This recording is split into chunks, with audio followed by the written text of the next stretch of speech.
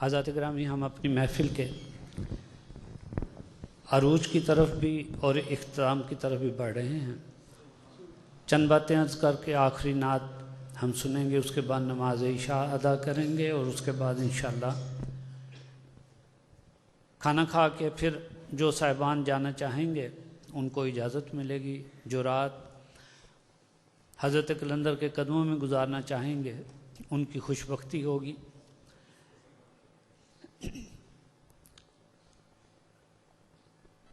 بات پیرخانے کی تعریف کی، پیروں کی تعریف کی ہوتی ہے۔ الحمدللہ اعزاز کی بات ہے۔ میرے لیے جو اعزاز ہے وہ یہ ہے کہ مجھے آپ جیسے ساتھی ملے، یہ اعزاز ہے کہ پیار کرنے والی اور ادب احترام سب کچھ ملا۔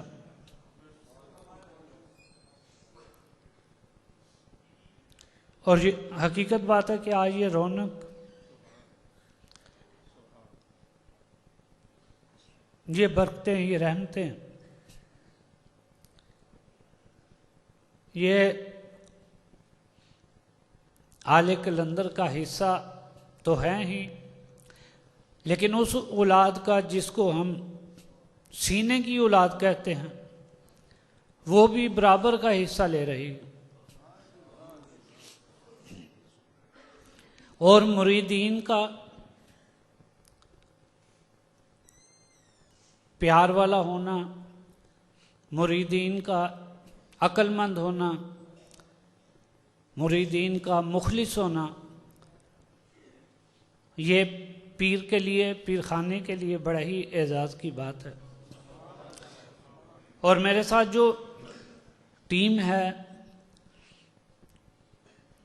ہمارے وہ تمام کے تمام ساتھی جو میرے ساتھ منسلک رہتے ہیں، اللہ تعالیٰ ان سب کو خیر و برکت عطا فرمائے۔ یہ تمام رونق، اس محفل کے انتظامات، یہ سب ان تمام بچوں کے ہی وجہ سے ہیں، اور اس کا اجر عظیم اللہ تعالیٰ ان کو عطا فرمائے۔ اچھا مرید پیر کی کیسے خدمت کرتا ہے، اس کی ایک مثال حضور غوث بہاؤالحق ذکری ملتانی رحمۃ اللہ علیہ کی خدمت میں ایک شخص حاضر ہوا، غریب تھا، پھٹے ہوئے کپڑے۔ عرض کیا کہ حضور آپ کی سخاوت کے بڑے شہرت سنی ہے، میری جھولی بھی بھر دیں، کچھ مانگنے آیا ہوں۔ ملتان میں حضور غوث پاک کا وہ آستانہ ان کے اس دور میں سخاوت میں مشہور تھا۔ پوچھا کیا مانگتے ہو، کیا چاہتے ہو؟ عرض کیا حضور غریب ہوں، اتنی مدد ہو جائے کہ کوئی کاروبار کر لوں، بچیوں کے لیے کوئی گھر بنا لوں۔ پوچھا کیا چاہتے ہو؟ تو عرض کی حضور بس یہ چاہتا ہوں کہ جتنے پیغمبر ہیں ان کے برابر مجھے اشرفیاں دے دی جائیں۔ یعنی 1,24,000 اشرفیوں کی ڈیمانڈ اس نے کر دی۔ حضرت غوث بہاؤالحق رحمۃ اللہ علیہ نے اس کو سر سے پاؤں تک دیکھا، چند لمحے توقف کیا اور سوچا یہ کہ یہ غریب آدمی، اس کو میں 1,24,000 اشرفیاں دے دوں گا تو یہ تو باہر نکلے گا تو ڈاکو اس کو لوٹ کے لے جائیں گے، اس کے پلے تو کچھ نہیں رہے گا۔ کچھ سوچ رہے تھے کہ آپ کا ایک عقل مند مرید کھڑا ہو گیا ہاتھ باندھ کے، عرض کہنے لگا حضور پریشان نہ ہوں، اس سائل کو آج میرے ساتھ بھیج دیں، اس کی جو ضرورت ہے، جو اس نے مطالبہ کیا ہے وہ میں پورا کروں گا۔ اور حضور غوث بہاؤالحق اس بات کو سن کے مرید کی مسکرا دی۔ آپ کو پتہ تھا کہ میرے مرید میرے تربیت یافتہ ہیں، یقیناً نہ تو پیر خانے کو رسوا ہونے دیں گے اور نہ ہی سائل کو پریشان کریں گے۔ کہا لے جاؤ اس کو، لے گئے گھر جا کے پہلے تو اس کو نہلایا دھلایا، اس کو اچھے کپڑے پہنائے، بڑا اچھا کھانا کھلایا، رات اس کو رکھا اور فرمایا اس مرید نے کہ رات آرام کرو، صبح تمہیں تمہارا مطالبہ پورا کر دیا جائے گا۔ صبح ہوئی، پھر اس کو ناشتہ کرایا، بڑا اچھا کھانا کھلایا اور جان نماز بچھا کے وہ بھی بیٹھ گئے اور سامنے اس سائل کو بٹھا لیا اور نوکر کو حکم دیا کہ میرے خزانے میں سے 1,24,000 اشرفیاں اس جگہ پہ لا کے ڈھیر کر دو۔ نوکر نے اشرفیاں لا کے ان کے سامنے ڈھیر کر دیں۔ سائل اب دیکھ بھی رہا تھا، مرید حضور غوث پاک کا، غوث بہولک رحمۃ اللہ علیہ کا، فرمانے لگا بھی تمہارے مطالبے کے مطابق یہ 1,24,000 اشرفیاں موجود ہیں، اب تم نے یہ کرنا ہے کہ ایک ایک نبی کا نام لیتے جاؤ اور ایک ایک نبی کے نام پہ میں تمہیں ایک اشرفی دیتا جاؤں گا۔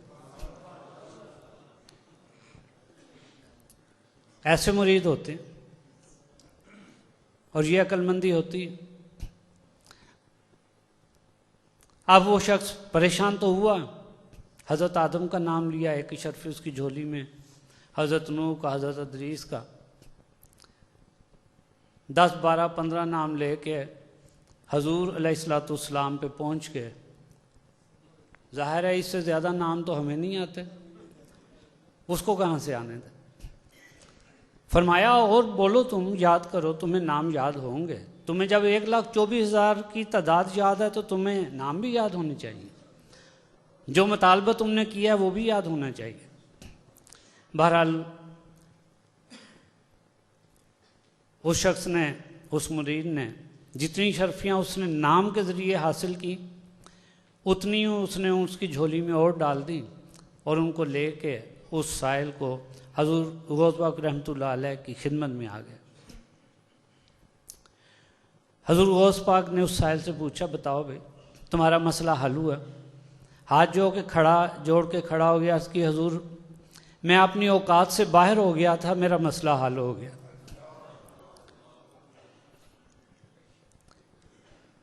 آستانوں میں، حکومت میں، اداروں میں جب تک عقل والے خلوص والے لوگ موجود ہیں وہاں ناکامی نہیں ہوتی۔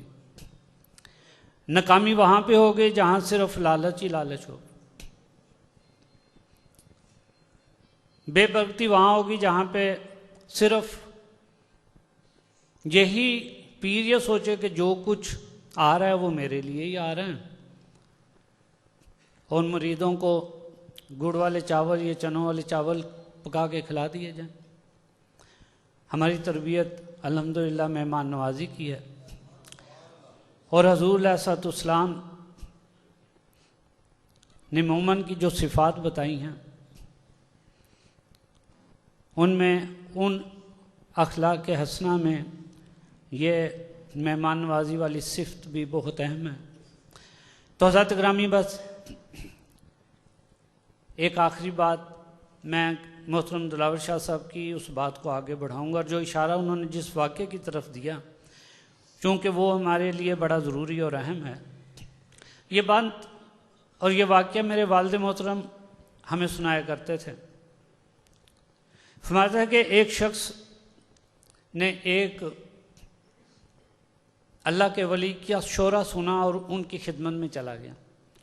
گاؤں کا پینڈو بندہ تھا، اور کہتے ہیں کہ پینڈو جلیبی کی طرح سیدھے ہوتے ہیں، وہ بھی اسی طرح کا تھا۔ پیر کے پاس گیا، پوچھا کیسے آئے ہو؟ کہنے لگے حضور مرید ہونا ہے، آپ کا بڑا شہرت سنا ہے۔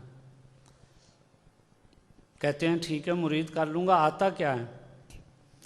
چونکہ بہت سیدھا تھا، کہنے لگا حضور کچھ بھی نہیں آتا۔ نماز آتی ہے؟ کہنے لگا جی کچھ بھی نہیں آتا۔ کلمہ آتا ہے، کہتا ہے جی آتا ہی کچھ نہیں ہے۔ فرمایا جس نے تمہیں میرا پتہ بتایا تھا اس نے میرا نام بھی بتایا ہوگا۔ کہنا حضور نام بتایا تھا اور وہ نام تھا خدا بخش۔ آپ کا نام بتایا تھا خدا بخش۔ اب یہاں پہ وہ شخص پکڑا گیا، مرشد نے بیعت کی اور فرمایا تیرا سبق آج سے ہے یا خدا بخش، تیرا سبق ہے یا خدا بخش۔ اب وہ سیدھا سادہ پینڈو بندہ یہ سبق لے کے مرید سے روانہ ہوا اور یا خدا بخش یا خدا بخش یا خدا بخش یہی کہتا رہا اور اپنے دل کو پالش کرتا رہا کہ میں اپنے مرشد کا نام لے رہا ہوں، میں اپنے مرشد کا نام جپ رہا ہوں۔ وقت گزرتا گیا، یا خدا بخش جاری رہا، تو پھر ایک وقت ایسا آیا کہ اس شخص کا آخری وقت آ گیا، موت طاری ہو گئی۔ لیکن مزیداری کی بات یہ ہے کہ دل ایسا پالش ہو گیا تھا کہ وہ یا خدا بخش دل سے بند نہیں ہوا، دل چل رہا تھا، نبض بند تھی۔ طبیب کہہ رہے تھے کہ یہ مر گیا، اس کو دفنا دو، گھر والے کہتے تھے مرا کہاں پہ ہے، یہ تو آواز آ رہی ہے یا خدا بخش، ہم کیسے دفنائیں؟ کسی سیانے نے کہا کہ یہ مسئلہ تمہارے بس کا نہیں ہے، جس کا یہ بیعت ہوا تھا اس کو بلاؤ۔ اس کو بلایا گیا، پیر صاحب آئے، پاس بیٹھے، اس کی کیفیت کو دیکھا تو مسکرا پڑے، مسکرا پڑے کہ میرے مرید نے کیسی منزلیں طے کر لی، ظاہر مر گیا ہے لیکن دل زندہ ہے۔ اب مرید جو تھا وہ اپنے پیر کا نام الاپتا رہا یا خدا بخش، پیر نے جو اس کو سبق دیا تھا وہ تھا یا خدا بخش، مرید پڑھتا رہا یا خدا بخش، پیر نے جو سبق دیا تھا وہ تھا یا خدا بخش۔ کام دونوں طرح سے اس کا ہو گیا۔ پیر صاحب نے اس کے پاس بیٹھ کے اس کے کان میں کہا کہ اللہ کے بندے، بخشا تو گیا ہے، اب یہ سب کچھ بند کر دیں۔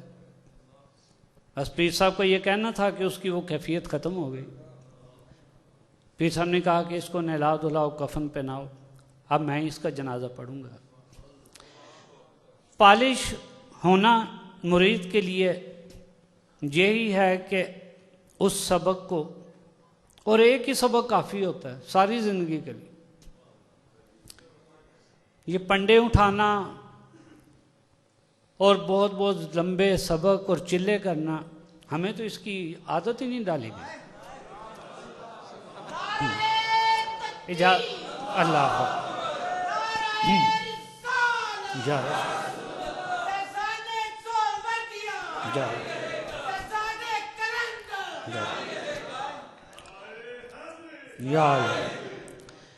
ہمیں تو اس کی عادت ہی نہیں ڈالی گئی۔ سبق، لمبے سبق دینا وہ تو ایک دور کی بات ہے، چلہ کشی کروانا وہ تو ایک دور کی بات ہے، ہمیں اس کی عادت ہی نہیں ڈالی گئی۔ دادا محترم کے پاس ایک شخص آیا، عرض کی حضور بواسیر ہے، کوئی علاج، کوئی دوائی دے دیں۔ دادا قلندر رحمۃ اللہ علیہ فرمایا بھی تویز دیتا ہوں، جا کے پی لو، اللہ کا نام ہے، آرام ہو جائے گا۔ عرض کی حضور تویز تو مجھے نہیں چاہیے، مجھے تو دوائی چاہیے، مجھے تو دوائی دیں۔ اور یہ ہوتا ہے ایک اعتقاد اور یقین۔ دادا جی قبلہ نے اس کو ٹالنے کی کوشش کی، عرض کی حضور آپ جو بھی کہہ لیں، میں نے تو آپ سے دوائی ہی لے کے جانی، جو میں کھاؤں گا تو مجھے آرام آ جائے گا۔ دادا جی قبلہ کے پاس ایک تھیلی ہوتی تھی، اس میں آپ کچھ ڈرائی فروٹ اور کھجوریں رکھتے تھے۔ دادا جی قبلہ کے پاس کچھ چھوارے پڑے ہوئے تھے، آپ نے اٹھا کے وہ چھوارے اس بندے کو دے دیے کہ ایک چھوارا روزانہ صبح نہار منہ کھا لینا. آپ اندازہ لگائیے کہ بواسیر کا وہ مریض ہے اور دوائی اس کو دی جا رہی ہے چھوارے کی. اس شخص نے 4 یا 5 چھوارے جب کھا لیے تو جسم سے بواسیر ایسے دور ہوگی جیسے کبھی وہ بیمار ہوا ہی نہیں تھا. یہ اس کا یقین تھا اور یہ مرشد کی دین تھی. اور حقیقت بات یہ ہے کہ آج بھی جو اس یقین سے آتا ہے، میرے والد صاحب کی لفظ فرمایا کرتے تھے کہ ہندو تو اپنے یقین سے اپنے بت کے سامنے کھڑے ہو کے سب کچھ لے لیتے ہیں. دیتا رب ہے ان کو، لیکن رب بت کے ساتھ ان کے یقین کو ٹوٹنے نہیں دیتا. تو تم رب پہ یقین نہیں کرتے.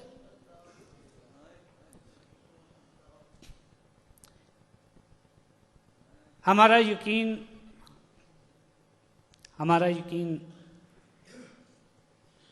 کامل ہوگا تو کس چیز کی کمی نہیں. بس اللہ تعالیٰ آپ سب کا آنا بیٹھنا قبول فرمائے. اور میں شکریہ ادا کروں گا اپنے تمام مہمانوں کا، اور خاص طور پہ کراچی سے آئے ہوئے ہمارے مہمن برادران. اور حقیقت بات یہ ہے کہ یہ جو ہم نے کیمپ لگایا سہروردیہ ریلیف کیمپ، یہ بھی ہمارے انہی دوستوں کی کاوش ہے. اور دعا ہے کہ اللہ تعالیٰ ان کو بھی اور جو بھی اس فنڈ میں حصہ ڈال رہا ہے، اللہ تعالیٰ ان سب کو خیر و برکت عطا فرمائے، دین و دنیا کی نعمتیں عطا فرمائے. آخری